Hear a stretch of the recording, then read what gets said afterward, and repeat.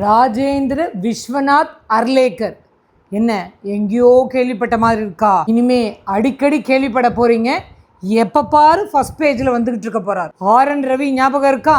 திமுகவோட மோதிட்டு தமிழ்நாட்டை விட்டு போனாரே, அதே கவர்னர். அந்த இடத்துக்கு பொறுப்பு கவர்னரா போடப்பட்டவர் தான் இந்த ராஜேந்திர விஸ்வநாத் அர்லேக்கர். முன்ன கேரளா கவர்னரா இருந்திருக்காரு, இன்னும் 2 ஸ்டேட்டுக்கும் கவர்னரா இருந்திருக்காரு. அதெல்லாம் விட மிக முக்கியமான விஷயம், இவர் பக்கா பிஜேபி ஆள். கோவால பிஜேபி சார்பா எம்எல்ஏவுக்கு போட்டி போட்டவர். இப்ப விஜய் தலைமையில அமைய போற கவர்மெண்ட்டுக்கு ஒட்டுமொத்த சூத்திரதாரியா இருக்க போறவர் இந்த கவர்னர் தான். சிங்கிள் லார்ஜஸ்ட் பார்ட்டியா நீங்க மட்டும் வாங்கன்னு விஜய் கூப்பிடலாம். செல்லாது 118 பேரை சேர்த்துக்கிட்டு வாங்கன்னு கூப்பிடலாம். வாங்கின சீட்டு போக மிச்சத்துக்கு விஜய் எங்க போவாரு?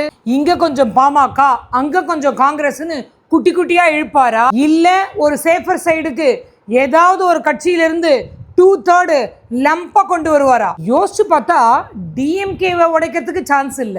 ஏடிஎம்கே எடப்பாடியை மீறி அதை செய்யறதுக்கு யார் இருக்கா? ஏற்கனவே அண்ணாமலை போய் கோயம்புத்தூர்ல விழுந்து யாருக்கு பிரச்சாரம் பண்ணாங்க? கொஞ்சம் யோசிச்சு பாருங்க. மணியான வேட்பாளர் வேலுமணி. பிஜேபியோட எடப்பாடியார் கூட்டு சேர்றதுக்கு கொஞ்சம் முரண்டு பிடிச்சப்ப ஒரு விஷயம் நடந்தது.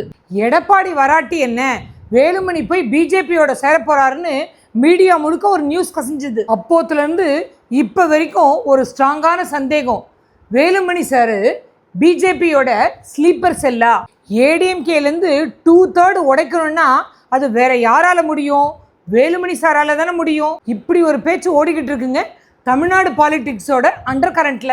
எப்படியாவது விஜய கூட்டணிக்குள்ள சேர்த்துக்கலாம், நிச்சய வெற்றி நமக்கு தானே தலைமையில அடிச்சுக்கிட்டாரு அமித்ஷா. கேட்கலையே எடப்பாடியார். அதே மாதிரி பிஜேபிக்கு அவர் ஒதுக்கின இடமெல்லாம் ஒர்த் இல்லாத சீட்டுன்னு ஆதங்கம் இருந்தது அமித்ஷாவுக்கு. இன்னும் பல விஷயங்கள்ல அமித்ஷா சொன்னதை கேட்டுக்கலையா எடப்பாடி. அத்தனை கோவத்தையும் அடக்கி வச்சுக்கிட்டு இருக்க அமித்ஷாவுக்கு இப்ப ஏடிஎம்கே உடைக்கணும்னா கசக்கவா போகுது. வேலுமணி உண்டு பயம் இல்லைன்னு வேலையை தொடங்கினாலும் தொடங்குவாங்க அவங்க. முக்கா கிணறு தாண்டின விஜய்க்கு முழு கிணறு தாண்டறதுக்கு ஹெல்ப் பண்ணா கசக்கவா போகுது. அதுவும் போக 1000 பிரச்சனை அவருக்கு டெல்லியில. அண்டர் கரண்ட்ல பிஜேபியோட ஒத்து போனா அதை விட என்ன நிம்மதி அவருக்கு?